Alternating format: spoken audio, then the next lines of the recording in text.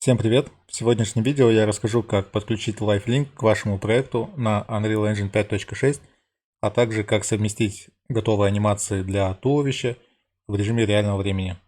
Как видите, сейчас анимации дублируются с моего телефона, копируется моя мимика, и в то же время работает idle анимация для туловища. И как вы видите, никаких разрывов между головой, шеей и туловищем. Итак, давайте начнем. В первую очередь вам нужно подключить плагин, соответствующий для работы с LiveLink. Заходите в Edit Plugins, пишите LiveLink и подключаете нужный вам плагин. Если движок предложит подключить сопутствующие требуемые плагины, нужно согласиться и при необходимости перезапустить движок. После того, как вы перезапустите движок, вы можете открыть окно, нажимаете Window, Virtual Production, LiveLink. У вас открывается такое окно, и здесь вы можете создавать дополнительные источники для захвата мимики. Я чаще всего использую встроенное приложение для айфонов, точнее не встроенное, а созданное эпиками приложение для айфонов, для того, чтобы захватывать мимику с лица. Но вы точно так же можете использовать любую камеру, в том числе веб-камеру вашего компьютера или ноутбука. Нужно нажать здесь Add Source. Если вы используете iPhone, то подключайте Apple ARKit Source. А если вы используете веб-камеру, нажимайте MetaHuman Video. Когда вы создаете MetaHuman Video, у вас здесь появляется он в списке. Вы можете нажать на него здесь, в этом списке, и в правом окне нужно выбрать источник камеры. При необходимости можете нажать «Обновить список устройств». И после того, как вы это сделаете, нажимаете кнопку Connect, и у вас потом появится здесь устройство в этом списке. Нажимаете на него, и здесь можете включить отображение трекеров, видео и так далее, и дополнительно выставить определенные настройки. Я камеру от ноутбука обычно не использую, так как у нее обычно низкий FPS и низкое разрешение. Как видите, да, всего 7 FPS. Поэтому если я сейчас переключу источник, например, на... Давайте переключим его на камеру. И давайте я включу, и посмотрите, сейчас увидите разницу.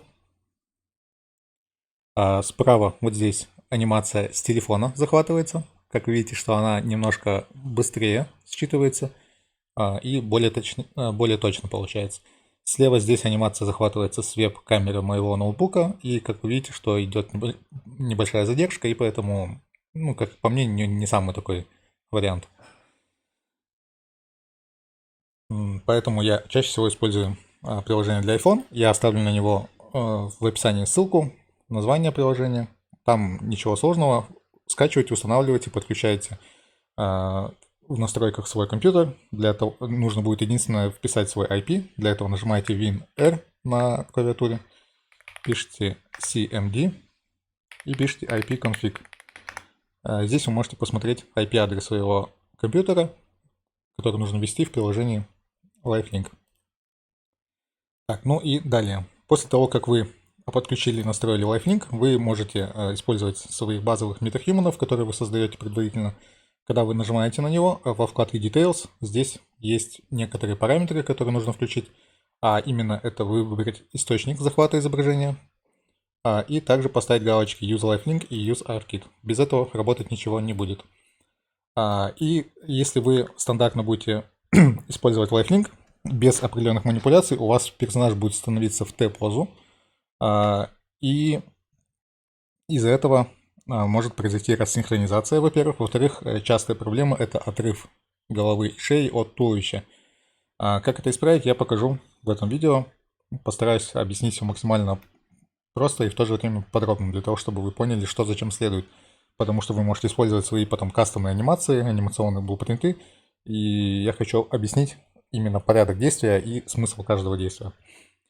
Для этого давайте откроем Blueprint MetaHuman.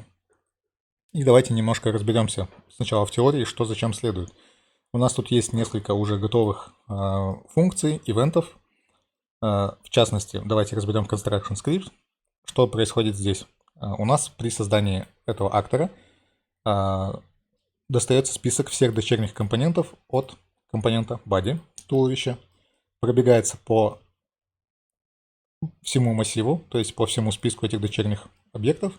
Если это лицо, то ничего не происходит. Если это не лицо, например, это одежда, какие-то аксессуары, то применяется Enable Master Pose. То есть просто копируется поза родителя. Далее, после того, как цикл завершит свою работу, происходит логика completed. То есть если вы используете lifelink и artkit, что нам и нужно, да, то к туловищу применяется определенный анимационный блупринт. То есть поэтому, если вы включаете lifelink, у вас персонаж встает в T-позу. Потому что сбрасывается ваш блупринт по умолчанию, который вы здесь настроите. Например, вот здесь у меня стоит, например, ABP, Unarmed, Player, там что-то еще. Player Male, да, то есть игрок мужского пола. Но эта настройка будет игнорироваться, так как выполняется вот эта логика. То есть у вас будет включаться определенный анимационный блупринт. Давайте мы его откроем и будем потом смотреть, разбираться, что здесь зачем следует. Когда вы откроете, вы увидите вот такой вот граф, который уже подготовлен эпиками. Здесь происходит вся логика по смешиванию, точнее не смешиванию, а использованию захвата анимации лица и применению к мешу головы. Да? Как вы видите, здесь используется кэшированная поза Body Pose. Но из-за того, что изначально здесь никакой кэшированной позы нет, то, соответственно, персонаж встает в T-позу. В вашем случае, то есть вы можете использовать либо какую-то определенную анимацию, то есть просто из Asset браузера ее можете перетащить сюда и подключить в Body Pose. И таким образом вся логика будет, перед началом любой логики будет сначала использоваться ваша конкретная анимация, либо вы точно так же можете поставить здесь какие-то state-машины, да, настроить любую логику. Либо, если вам не нужна сложная логика какая-то, вы можете в конце просто взять и подмешать стандартную анимацию idle, например, если вы хотите использовать ее, либо анимацию сидения, либо еще какую-то другую. И с помощью простой ноды Layered Blend Per Bomb вы можете настроить смешивание, то есть сказать движку, чтобы вся вот эта логика, которая касается анимации лица с захватом с помощью lifelink, чтобы она распространялась только на те кости, которые будут находиться выше кости neck 0.2. То есть, например, начиная от neck 0.2 и заканчивая костью головы и всеми лицевыми костями. И после этого подключаете все в output pose. Таким образом решится проблема, что персонаж становится в T-позу. Это одно из решений, которое можно использовать. Далее, как решить проблему? Еще одна проблема есть, которая у нас называется, точнее не называется, а выглядит как, когда у нас шея неестественно начинает выворачиваться, поворачиваться, смещаться при использовании lifelink. Для этого вам нужно открыть ABP Face Post Process. Это анимационный Post Process Blueprint, который накладывается поверх всех ваших анимаций, применяемых к анимации головы. И если вы ее откроете, посмотрите, вы увидите здесь определенную логику. И если вы будете прям подробно разбирать этот анимационный граф, вы увидите такую вот ноду Control-Rig, которая применяет индексную кинематику для головы. И если ее оставить в изначальном неизмененном виде, то она будет просто полностью сбрасывать всю анимацию, которая у вас была в анимации туловища, головы, и сбрасывать положение шеи и головы в нулевую позицию, можно так сказать, да? То есть, как бы вы ни крутили головой, и что бы вы ни делали, она у вас будет постоянно сбрасываться. Я сейчас открою и покажу, как я его изменил. Но для начала верну все как было. Если это вообще тот. По-моему, это не тот постпроцесс. Давайте я найду тот, который я использовал. Вот этот. То есть у меня их почему-то два в движке. Если у вас их два, то нужно будет посмотреть, да, какой именно влияет. Вот он, это наш Control-Rig. Давайте мы его откроем. Здесь во вкладке Details покрутите вниз и найдете параметр Control-Rig Class. Нажимаете на эту иконку, и у вас в Asset браузере можно будет выбрать и открыть ваш Control-Rig.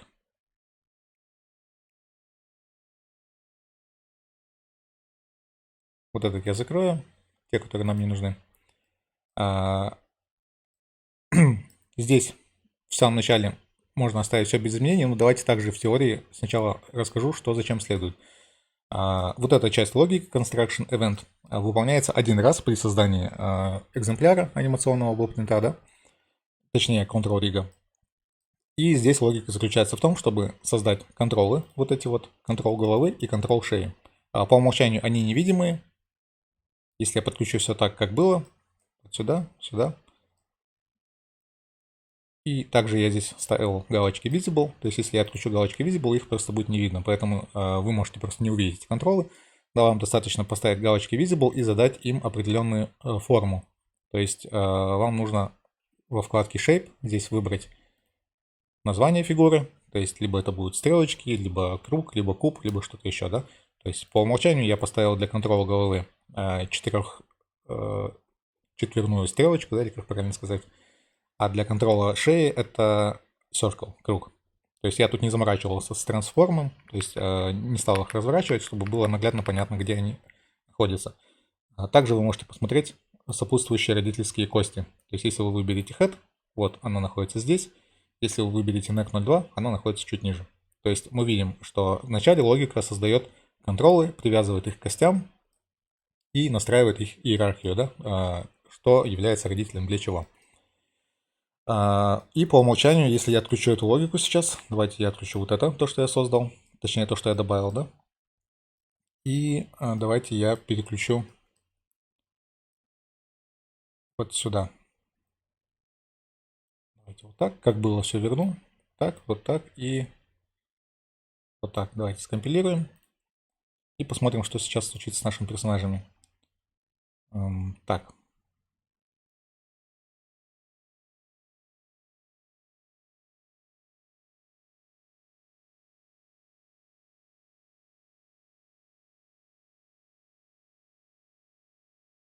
По-моему, даже вот так вот было немного, чуть-чуть по-другому.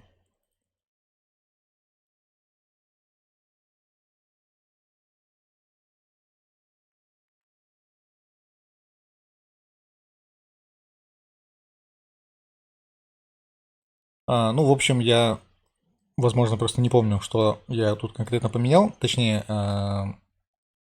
помню, конечно, но не совсем могу вспомнить, как это... Да, вот, у нас... Я забыл подключить вот этот full body, окей. То есть теперь у нас вот такой вот вариант, который у вас будет изначально, если вы попытаетесь совместить анимацию туловища с анимацией головы. Как видите, голова теперь у нас двигается вслед за вашими движениями головы, да, если вы копируете в реальном времени. Но как видим, что идет рассинхронизация анимации туловища с анимацией шеи. Ну и теперь давайте поподробно посмотрим, что нужно вам поменять. Во-первых, при Construction ивенте движок берет initial позиции ваших костей, то есть еще до того, как сработает какая-то анимация, и привязывает контролы. То есть видите, да, что если я даже сейчас подключу какую-то здесь превью анимацию, давайте я поставлю ту же самую, idle, player, female, да? То есть мы видим, что голова у нас двигается, но контролы стоят на месте, так как они намертво привязаны к изначальным положениям костей. То есть мы видим, что кости уже съехали вниз, а контролы так и остались на своем месте. Как это можно исправить? Это можно исправить следующим способом. То есть в начале логики forward solve вы можете либо просто добавить вот эти две ноды, ну, либо через sequence, если вам удобно, подключить две ноды, которые будут менять трансформ ваших контролов и привязывать их уже непосредственно к самой анимации. То есть, видите, они немножко съехали сейчас. Давайте я пока отключу вот этот full body IK. Что мы должны сделать? Во-первых, и здесь, кстати, тоже нужно кое-что поменять. То есть я рекомендую использовать везде глобальные координаты, global space. То есть по умолчанию у нас здесь, если посмотрите, стоит опция local space, то есть локальные координаты. Я рекомендую их поменять на Global Space и здесь, и здесь. То есть вы можете ничего не менять здесь практически. Просто скопировать эти ноды, старые оставить на всякий случай, чтобы они были у вас всегда, можно было откатиться к изначальному варианту, и поменять здесь на Global Space. Так, далее. Потом здесь нам нужно при forward solve, то есть это уже событие, которое срабатывает, можно сказать, каждый кадр, вам нужно задать set transform, то есть вам нужно control перемещать вслед за костью, то есть вслед за той костью, которая смещается при анимации, например, idle. То есть у нас кость сместилась, вам нужно вызвать set transform у контрола, то есть вот так вот вытаскиваете head control, ставите set control, не забывайте поставить global space, а в качестве координат вводных вы выбираете нужную вам кость и вытаскиваете из нее get bone. И точно так же global space не забывайте. И подключаете все это дело сюда. То есть логика такая, что control теперь следует за костью вслед за ее анимацией. Точно так же нужно сделать для второго контрола, для контрола шеи. То есть нам нужно синхронизировать контролы с изначальной анимацией. Далее здесь идет логика, то есть у нас берутся значения от кривых, которые получились при захвате анимации движений вашего лица и головы, и они преобразовываются в координаты, и задается трансформ уже контролу головы. То есть вот этому вот синему, да, допустим. Я рекомендую использовать другую ноду, то есть точно такую же set transform control, но использовать немножко другую логику. То есть здесь вы можете просто посмотреть логику, что мы сделали. То есть мы вызываем здесь ноду get transform control. То есть вам нужно получить трансформ контрола, а именно head контрола. То есть берем текущий трансформ, потом вызываем ноду multiply из rotation. То есть вот здесь можно трансформ раскрыть и вытягиваете из rotation ноду multiply. В качестве А подключаете этот rotation, а в качестве Б подключаете rotation из вот этой вот ноды, которая у нас получилась при сложении вот этих вот кривых. И все это дело, результат этой ноды подключаете уже в set transform, в новый, который вы используете. Также не забывайте, что нужно переключить на Global Space. И теперь нам нужно также получить новый translation. Точно так же вытаскиваете отсюда уже ноду add, то есть сложение. В качестве А подключаете translation этого контрола, а в качестве Б подключаете translation из новой ноды, которую вам нужно здесь поставить. Это нода make vector. То есть вы все вот эти вот уже три кривые другие превращаете в вектор с помощью ноды make vector. И результат подключаете сюда во вход B. И подаете это все дело в translation вот этой вот ноды set transform control.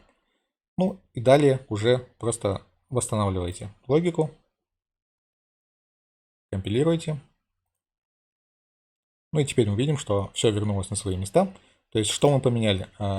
Изначальная логика была такая, что у нас используется initial pose костей, то есть не взирая на анимацию, которую вы применяете к ней.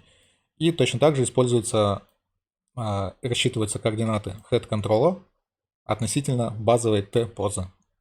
Что мы сделали в этом видео? Мы, во-первых, сначала научили Control-Rig считывать анимацию костей и обновлять позицию контролов, то есть вот этого вот контрола Head Control и Neck Control.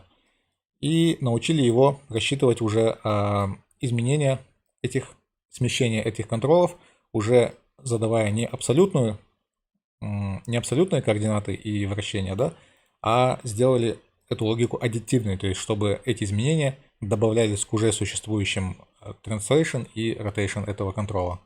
Ну и далее применяется здесь Control-Rig для кости root. Ну и вот еще забыли Full Body IK подключить. То есть самое последнее это уже Full Body IK. Так, что-то я здесь забыл подключить. Что-то, видимо, не в том порядке сделал. Да, то есть это уже нам не нужно, эта логика. То есть так как у нас уже здесь есть записанная анимация туловища, нам не нужно применять к ней Control-Rig к костям root. Ну и теперь давайте еще раз убедимся. Я включу телефон. И теперь моя голова двигается, вращается, точно так же вращается и у метахуманов. Единственное, что я мог бы здесь поправить, это использовать еще одну ноду, Layer Blend Porbon, то есть это уже в ABP Face Post Process, то есть когда у нас отрабатывает этот Control Rig, мы не хотим потом использовать целиком все эти изменения, чтобы они влияли на весь наш скелет, и мы можем использовать Layer Blend Porbon для того, чтобы применить эту анимацию, например, только начиная с кости Neck 0.1. Таким образом, то есть изначально этой логики здесь нет, то есть подключено здесь напрямую все. Но вы можете добавить Layer Blend Porbon для того, чтобы все эти изменения касались только тех костей, которые находятся выше кости Neck 0.1. Ну и теперь в анимационном блупринте LiveLink также можно здесь поменять кость. Как вы видите, что у меня сейчас двигается только кость Neck 0.2. Давайте сделаем вот так. То есть теперь у нас уже, ну как по мне, немножко более-менее получается, да? То есть мы видим, что анимация у туловища у нас работает, в то же время работает захват анимации с лица, мимики и так далее. Так, ну и в целом поговорим немножко про запись, то есть как записывать захват этих движений. То есть вы можете использовать встроенные инструменты, такие как Take Recorder. По вкладке Window, Cinematics, открываете Take Recorder. Далее вам нужно добавить источник, выделяете вашего актора, к примеру, вашего метахумана, нажимаете здесь на плюс и выбираете вашего актора. Захватывается ваш актор. Здесь вы можете дополнительно настроить, что именно захватывать, что нет. То есть Visibility, Spawn, Attach, Transform и так далее.